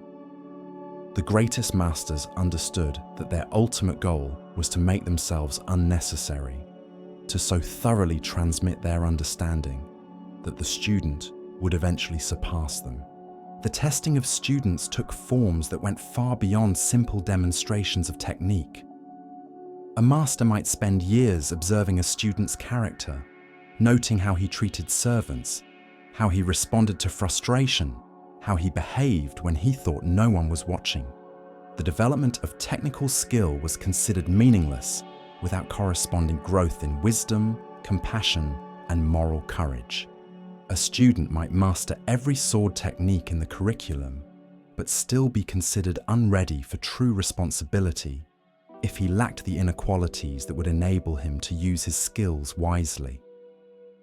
The concept of death that pervaded samurai culture was not morbid fascination, but realistic acceptance of the fundamental condition of all existence. By contemplating death regularly and deeply, the warrior freed himself from the fear and attachment that prevent most people from living with complete authenticity and commitment. This did not make the samurai callous or indifferent to life. Rather, it made them capable of appreciating life's preciousness without clinging to it desperately. The cherry blossom became their symbol precisely because its beauty was enhanced rather than diminished by its brevity. The practice of seppuku, or ritual suicide, represented the extreme expression of this philosophy, but it was never considered lightly or undertaken casually. The decision to end one's own life was seen as the final assertion of human dignity in circumstances where continued existence would compromise fundamental principles or bring dishonor to one's family and lord.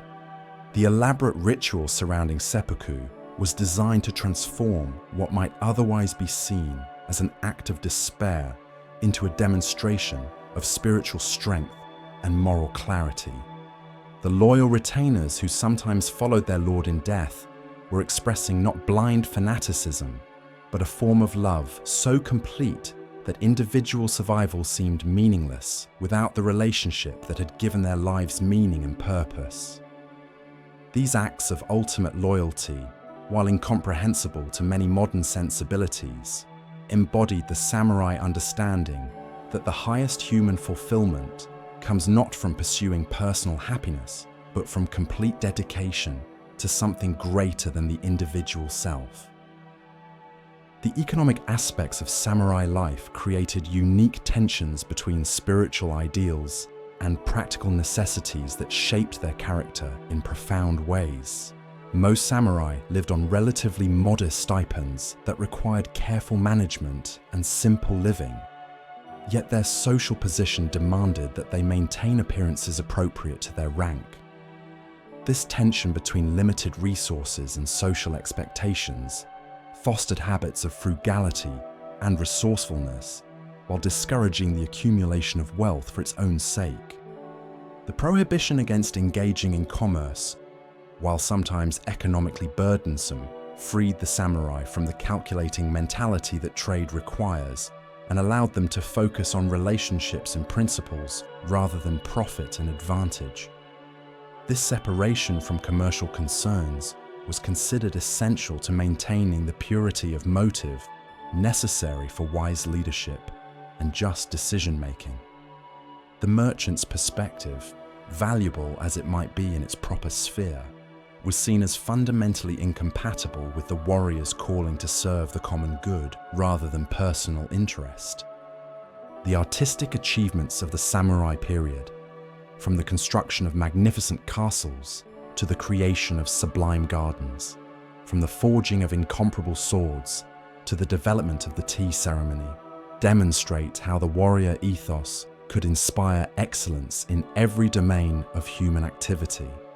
The same perfectionism that drove a swordsman to practice a single cut 10,000 times also motivated architects to create buildings of extraordinary beauty and craftsmen to lavish years of effort on objects that might be seen only by their immediate owners. The integration of practical and aesthetic considerations in samurai culture challenges the modern tendency to separate usefulness from beauty, function from form. A samurai sword was simultaneously a deadly weapon, a work of art, and a spiritual symbol, its effectiveness in each domain enhancing rather than competing with its success in the others.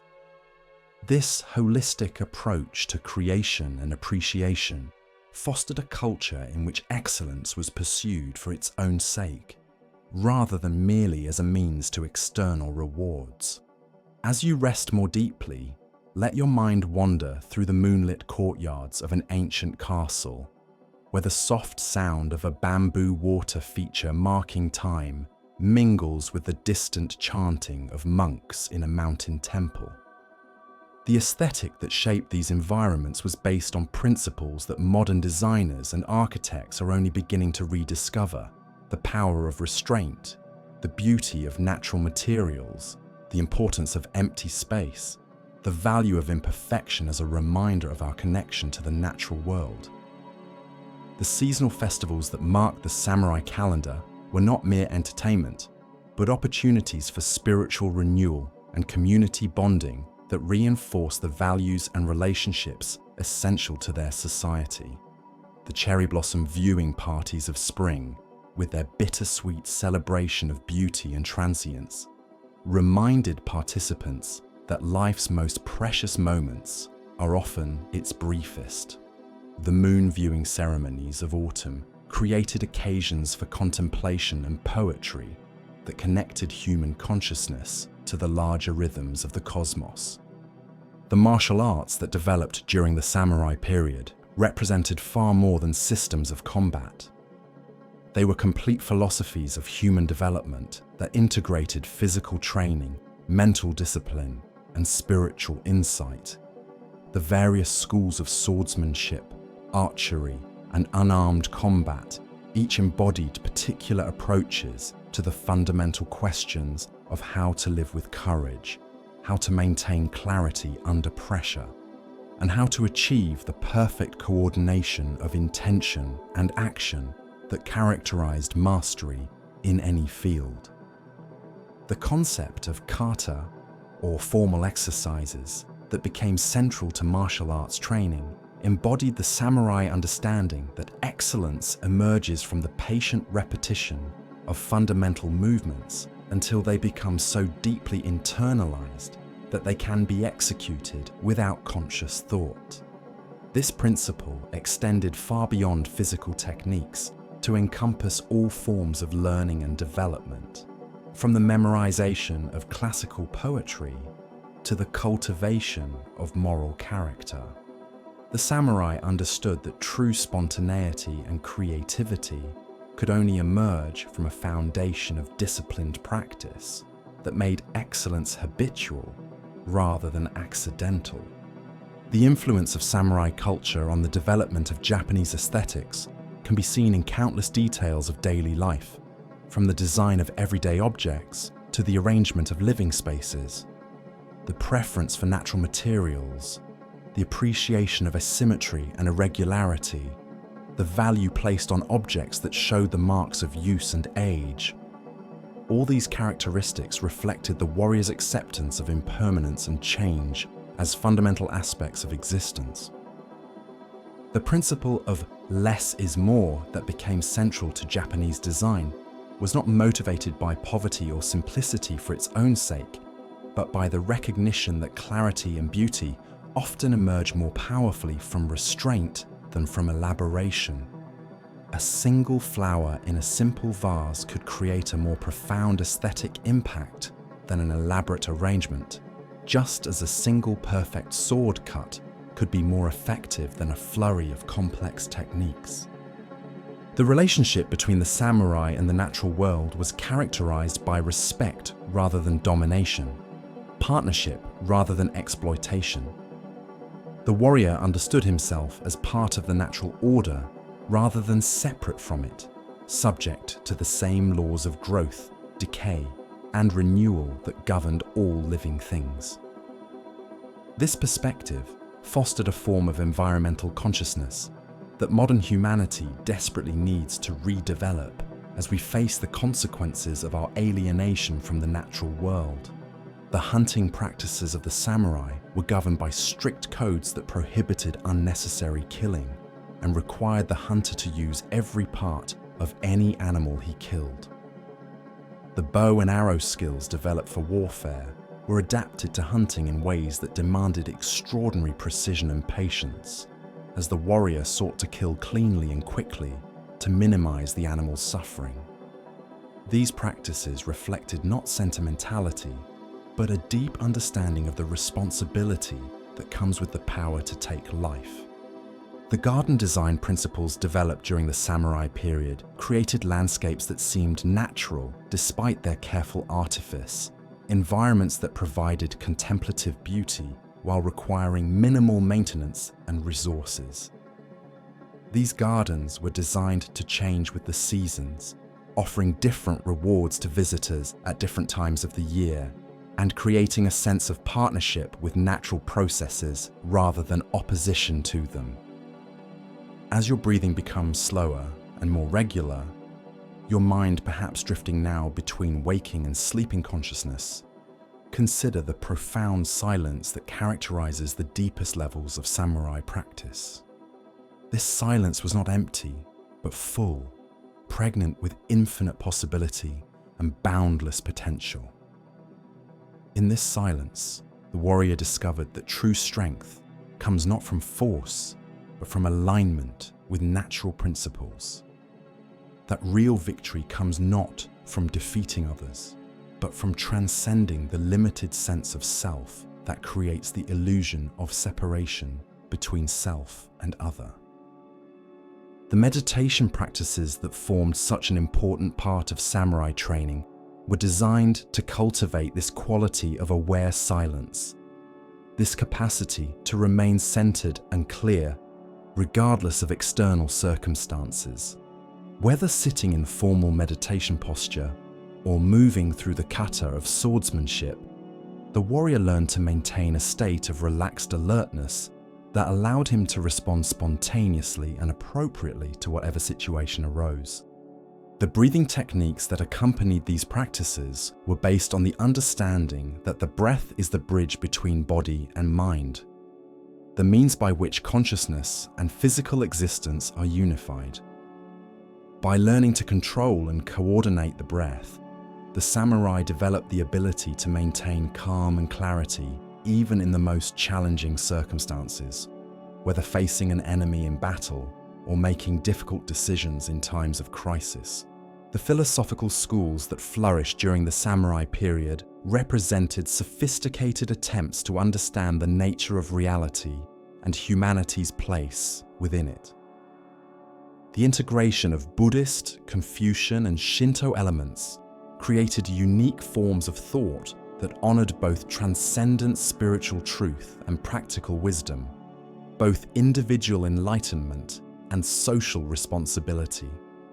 These philosophical traditions provided frameworks for understanding how personal development and social service could be pursued simultaneously, how the cultivation of wisdom and compassion could enhance rather than diminish effectiveness in worldly affairs.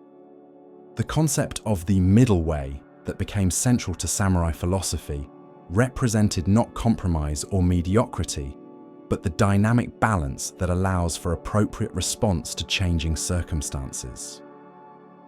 The warrior learned to avoid the extremes of both aggression and passivity, both attachment and indifference, both rigid adherence to rules and chaotic improvisation.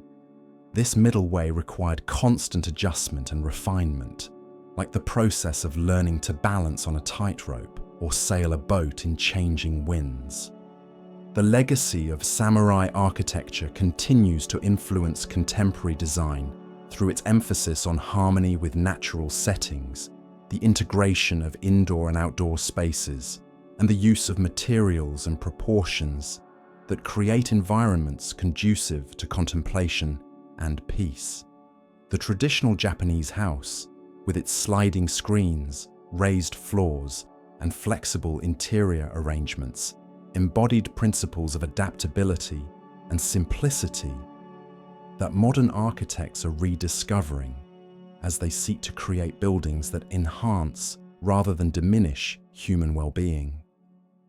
The craftsmanship traditions that developed under samurai patronage represent some of the highest achievements in the history of human making, from the creation of swords that remain unsurpassed in their combination of hardness and flexibility to the development of pottery techniques that produced objects of startling beauty and subtle sophistication. These traditions were based on the understanding that the act of creation is itself a form of spiritual practice, an opportunity to transcend the limitations of ordinary consciousness through complete dedication to excellence. The apprenticeship systems that transmitted these craft traditions embodied educational principles that modern institutions are struggling to rediscover. The Master Craftsman's Workshop was simultaneously a place of production, a school of technical training, and a center of spiritual development where students learned not just how to make things, but how to approach any task with the attention, patience, and humility that excellence requires. The economic principles that governed craft production during the samurai period emphasized quality over quantity, durability over novelty, and the satisfaction of genuine need over the creation of artificial demand. These principles fostered the development of objects that were built to last for generations, that improved with age and use, and that brought genuine pleasure to those who owned and used them. The musical traditions that developed during the samurai period reflected the warrior's understanding of the relationship between discipline and expression, structure and freedom. The playing of traditional instruments like the shakuhachi flute or the biwa lute required years of patient practice to master, but once mastered, they became vehicles for expressing the most subtle, emotional, and spiritual states.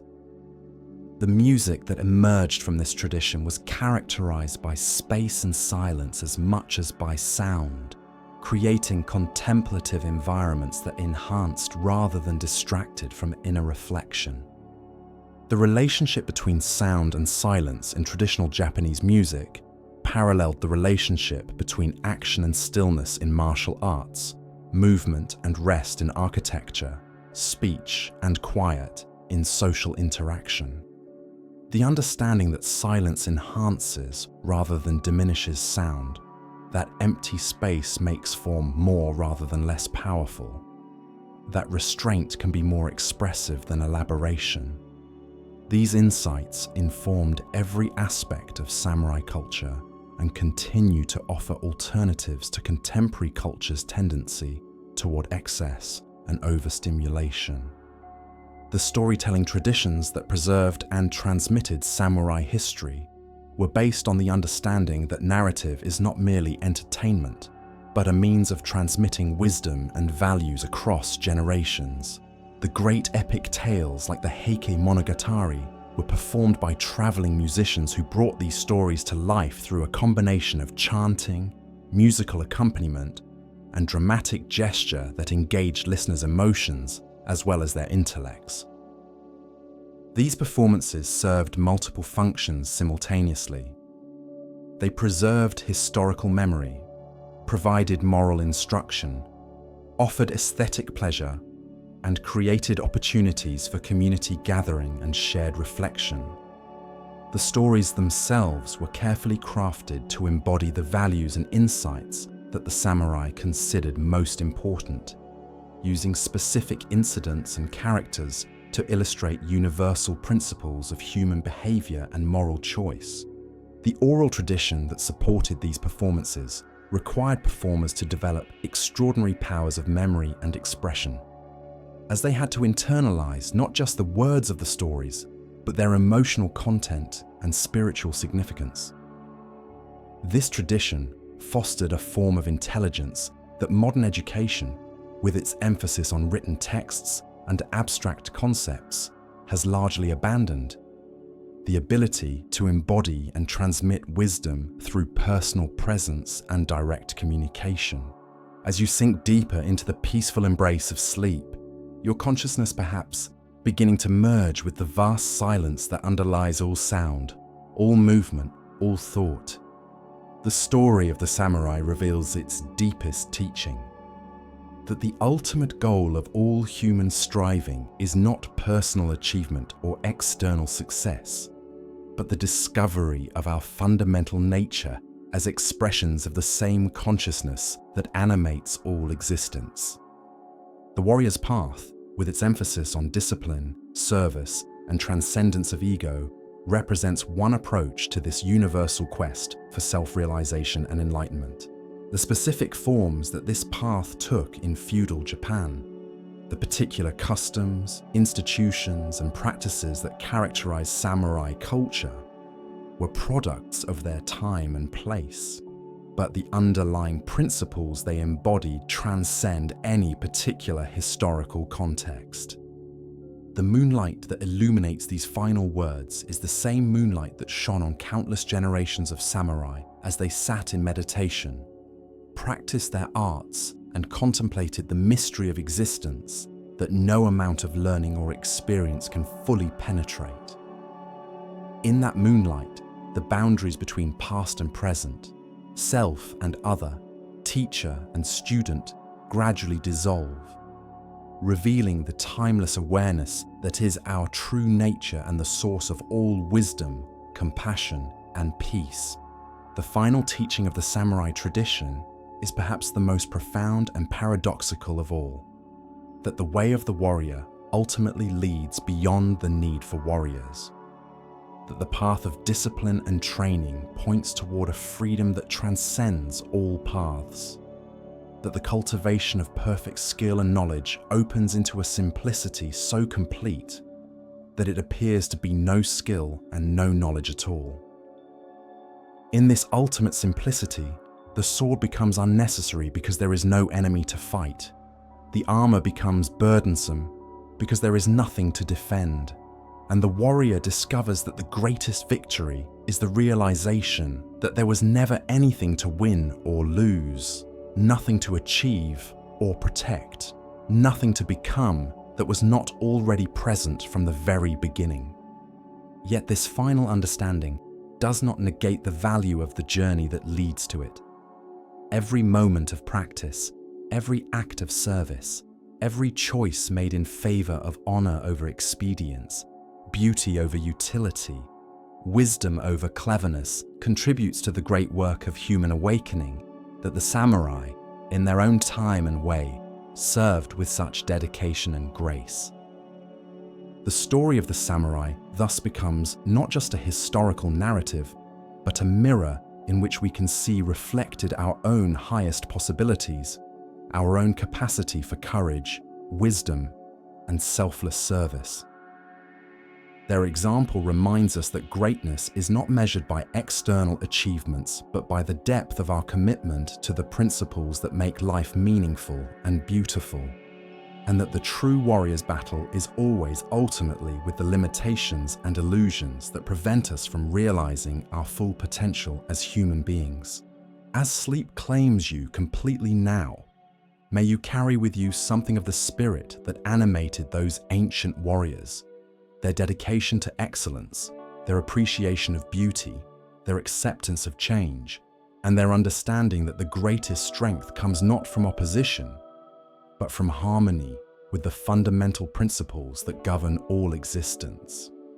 In the gentle darkness that surrounds you, the samurai stand guard, not as sentinels of the past, but as guides to a future where wisdom and compassion rule over force and fear, where beauty and truth are valued above power and possession, and where every human being has the opportunity to discover the warrior's heart that beats within their own chest, waiting to be awakened by the call to serve something greater than themselves.